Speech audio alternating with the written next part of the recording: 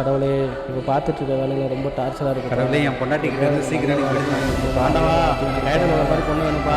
எங்கள் ஆயாவை எப்படி ஆப்ரேஷன் செய்யறதுக்கு எனக்கு காசு வேணும். ஆண்டவா, கடவுளே, இப்போ பார்த்துட்டு இருக்க வேலையில ரொம்ப டார்ச்சராக இருக்குப்பா. கடவுளே, என் பொண்டாட்டிக்கிட்ட இருந்து சீக்கிரம்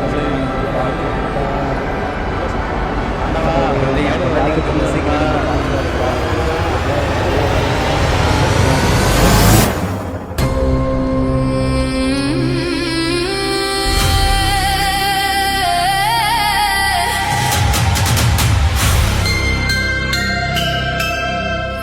என்ன அஜித், அதுக்குள்ள டயர்ட் ஆயிட்டியா? இது வெறும் தமிழ்நாட்டோட சத்தம் மட்டும்தான். உலகத்தோட மற்ற பகுதி இன்னும் கனெக்ட் ஆகல. கடவுளோட முதல் வேலையே இந்த அத்தனை சத்தத்திலையும் உண்மையான வேண்டுதலை பிரிச்செடுக்கிறது மட்டும்தான். நீ பண்ணுவியா? பண்ணுவேன். இப்ப பாரு, முதல்ல எனக்கு நான் பண்ணிக்கிறேன். 30 வயசாகி இன்னொரு வேலை கிடைக்காம இருக்கேன். இன்னைக்கே ஒரு கம்பெனியில் மேனேஜிங் போஸ்ட் எனக்கு கிடைக்கும்.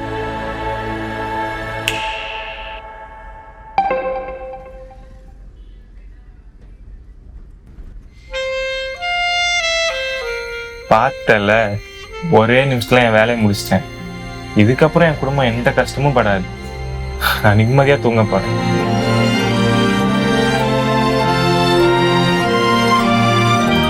ஒரு நொடியில் உனக்கு தேவையானதை அடைஞ்சிட்ட. நான் கடவுள்.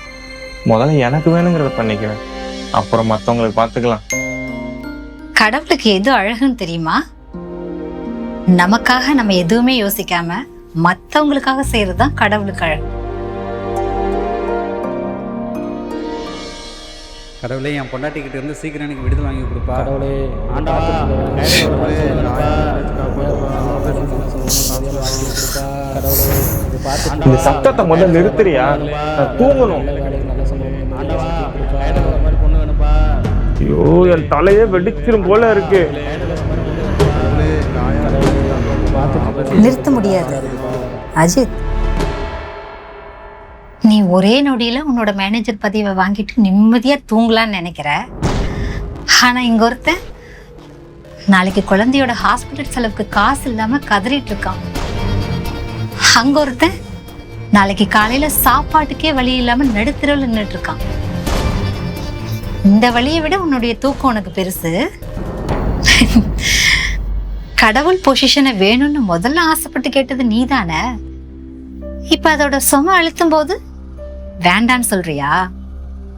மத்தவங்களோட கஷ்டம் உனக்கு புரியலனா நீ கடவுளா இருக்கிறதுல என்ன அர்த்தம்? அதுக்கு நான் என்ன பண்ணிட்டோம்? இந்த உலகத்துல கஷ்டப்படுற எல்லாத்துக்கும் நான் தான் பொறுப்பா? மத்தவங்களோட கஷ்டம் உனக்கு புரியலனா அப்ப நீ கடவுளா இருக்கிறதுல என்ன அர்த்தம்? இப்ப யோசி. கடவுளோட முழு சக்தி உன் கையில இருக்கு. இப்ப என்ன பண்ண போற? என்ன பண்றேன்னு காலையில பாரு.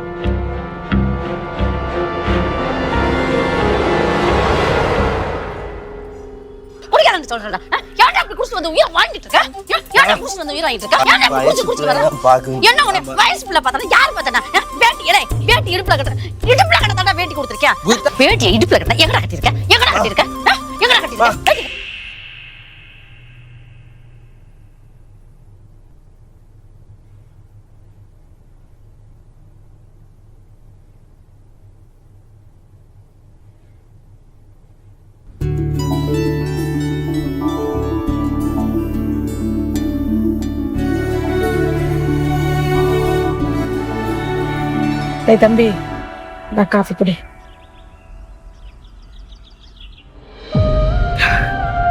தம்பி, உனக்கு உடம்பு பரவாயில்லையா?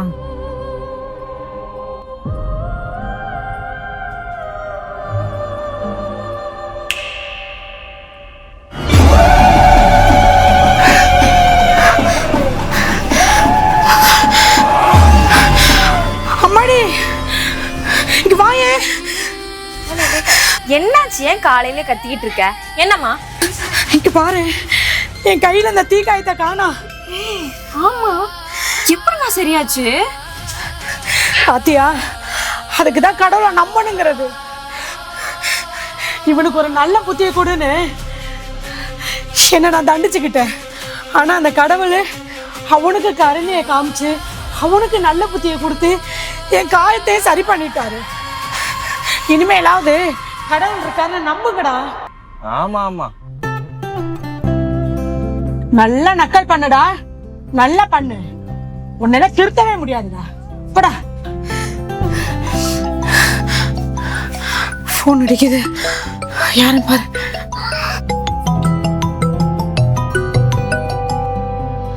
ஹலோ. அம்மா, என் பையன் இப்போதைக்கு கல்யாணம் வேணாம்னு சொல்லிட்டாருங்கம்மா. என்ன சொல்றீங்க? என்னாச்சுமா? ஐயோ, நான் என்ன பண்ணுவேன்? இப்பதானே கடவுள் இருக்காரு, சாமி இருக்காருன்னு சொன்னேன். கடவுளே, உனக்கு என்ன ஆச்சு? என் பிள்ளைக்கு நல்ல வாழ்க்கை அமைதுன்னு சந்தோஷப்பட்டேன்னு. என்னம்மா ஆச்சு? எல்லாம் ஒன்னாலதான்டா. என்னாலயா? ஆமாண்டா, எல்லாம் ஒன்னாலதான். மாப்பிள்ள மூஞ்ச கூட நான் பார்த்தது இல்ல. எல்லாமே நீ தான் பார்த்து ரெடி பண்ணி, நான் எதுலையுமே கலந்துக்கலையே. இப்போ வந்து என்னைய சொல்ற? ஆமாண்டா, இத்தனை நாளா கடவுள் இல்லைன்னு சொல்லிட்டு இருந்த. அதனால ஒன்ன மட்டும் தண்டிச்சிட்டு இருந்த அந்த கடவுள் இப்ப ஒன்னால உன் தங்கச்சி வாழ்க்கைய தண்டிச்சிட்டாருடா. என்ன விளையாடுறியா? யாரா விளையாடுறா? நீ தானே உன் தங்கச்சியோட வாழ்க்கையில விளையாடுற. எப்ப சாமி இருக்குன்னு நீ நம்புறியோ அப்பதானே எல்லாமே சரியாகும். கொஞ்சம் சும்மா இருமா. எதுக்கு தேவலாம் பேசிட்டு இருக்க? அண்ணனே இப்பதானே கொஞ்சம் கொஞ்சமா சரியாயிட்டு இருக்கு. அமைதியாயிரு. உனக்கு இருக்க அக்கறை கூட உன் அண்ணனுக்கு இல்லையடி. பாரா, உன்னையோட சின்ன பிள்ளை உனக்காக யோசிக்கிறா. ஒரு அண்ணனா ஒரு நாளாவது உன் தங்கச்சிக்காக யோசிச்சிருக்கியாடா? போடா, போய் அந்த கடவுள்கிட்ட மன்னிப்பு கேளு. என் தங்கச்சிக்கு நல்ல வாழ்க்கை அமைச்சு கொடுன்னு வேண்டிக்கடா. என்ன நிக்கிற?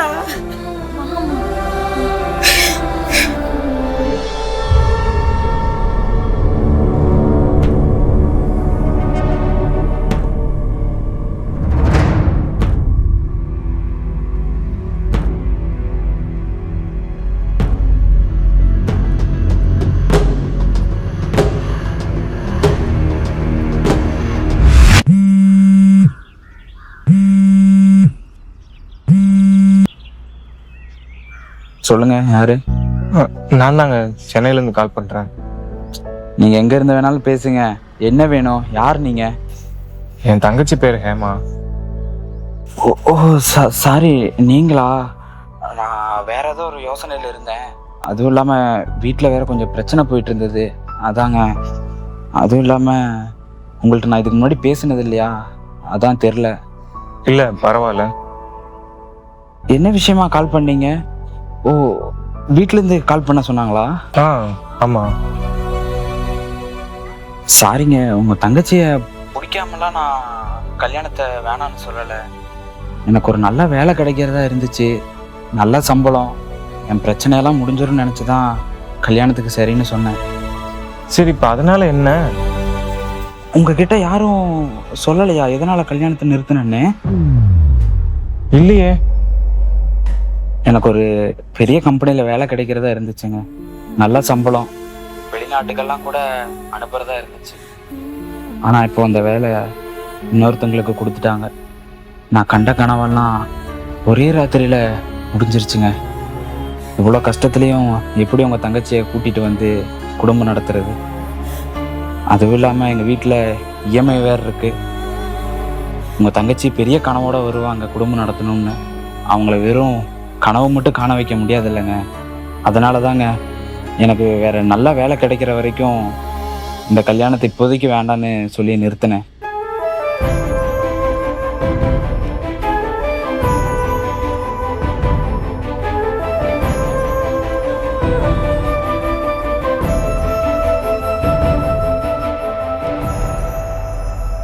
தம்பி,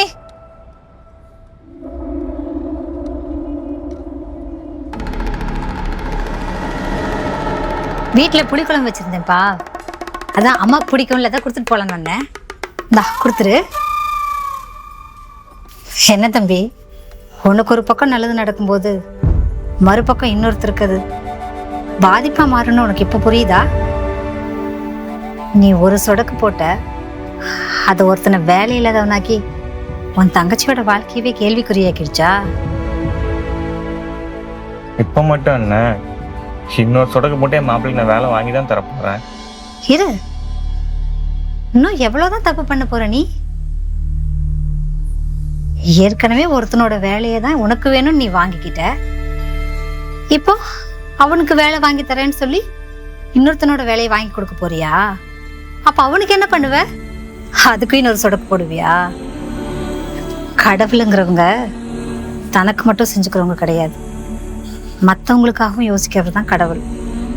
இப்பயாவது புரிஞ்சுக்கோ. சரி, இப்ப என்ன, எல்லாருக்கும் எல்லா வேலையும் கிடைக்கணும் பண்ணிடுறேன். எல்லாருக்கும் எல்லாமே கிடைக்கணுங்கிறது சரிதான். ஆனா யாருக்கு எப்போ என்ன கிடைக்கணுங்கிறது ஒரு நியதி இருக்கு.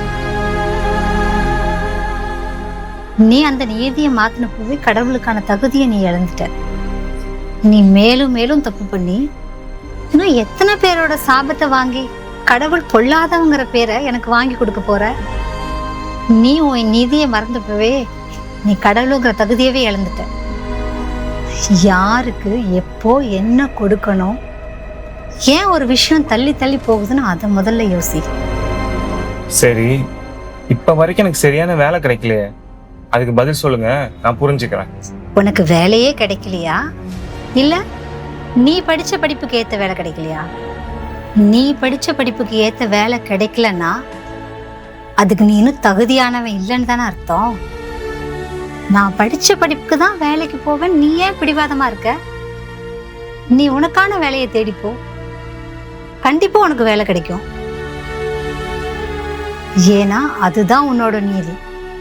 இப்போ உனக்கு கிடைச்ச இந்த மேனேஜர் வேலையை என் தங்கச்சி மாப்பிள்ளைக்கு அந்த வேலையை விட்டு கொடுக்குறேன்னு கடைசியா நினைச்சு ஒரு சொடுக்கு போடு. உனக்கான வேலையை நீ தேடிக்கோ. இந்த உலகத்துல கடவுள் இல்லாம இருக்கலாம், ஆனா நீ இருக்க. ஆனா இந்த மக்களுக்கு எதுக்கு புத்தியை கொடுத்தனே தெரியல. கடவுள் என்னமோ ஒருத்தர் தான், ஆனா ஒவ்வொரு மதத்துக்கும் தனித்தனியா எங்களை கடவுளாக்குனது யாரு? எங்களுக்கு கை கால் மூக்குன்னு கொடுத்தது நீங்க, எங்களுக்கு பேரு வச்சது நீங்க, எங்களுக்கு உருவம் கொடுத்தது நீங்க, எங்களுக்கு கோவில் கட்டினதும் நீங்க. நாங்க எங்களுக்காக எதுவுமே பண்ணிக்கல, நீங்க தான் எங்களுக்காக எல்லாமே பண்ணீங்க. இப்ப அதையே தப்புன்னு எங்களை நீங்களே காரணம் சொல்றீங்க. என்ன மன்னிச்சிடுங்க. உன்னை மன்னிச்சிட்டேன் போ. உங்க அம்மா அழுது அழுது ரொம்ப பலவீனமாகிட்டாங்க. அந்த வேலையை உன் மாப்பிள்ளைகிட்டயே நீ திரும்ப கொடுத்துரு. நீ சொல்றதெல்லாம் உண்மைதான். நான் கடவுள் இருக்காரா இல்லையாங்கிற விவாதத்துக்கெல்லாம் வரல. இனிமே நீ என்ன சொன்னாலும் நான் கேட்டுக்கிறேன். எனக்கு என்ன வேலை கிடைச்சாலும் கிடைக்கலனாலும் அதுக்கு கடவுள் காரணம் இல்ல, அவர் தான் தப்பு பண்ணாருன்னு சொல்ல மாட்டேன்னு சொல்லு. எனக்குன்னு ஒரு வேலை கிடைக்காம போயிடாது.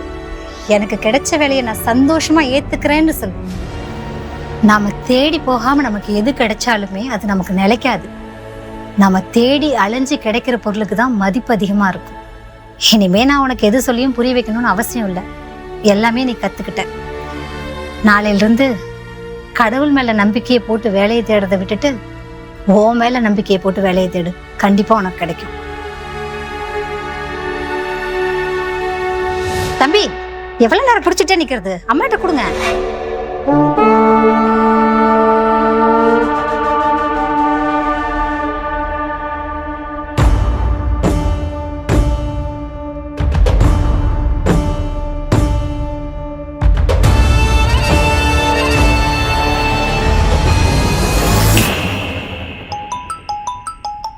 ஆமா, என் பையன் கல்யாணத்துக்கு ஓகே சொல்லிட்டாருங்கம்மா. டேய் தம்பி, மாப்பிள்ளைக்கு திரும்ப அந்த வேலை கிடைச்சிருச்சுடா.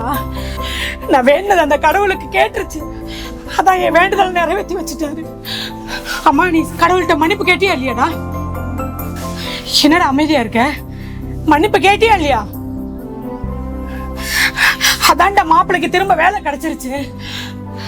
கடவுளே, அம்மாடி, நீ நினைச்ச மாதிரியே உனக்கு சந்தோஷமான வாழ்க்கை அமைய போகுது. நம்ம எல்லாருமே சந்தோஷமா இருக்க போறோம். டேய், நாளைக்கு நான் சொன்ன மாதிரியே விரதம் இருக்கிறேன். உனக்கு அடுத்த நாளே வேலை கிடைக்கும், சரியா? இனிமேலாவது கடவுள் இருக்காரு நம்புடா.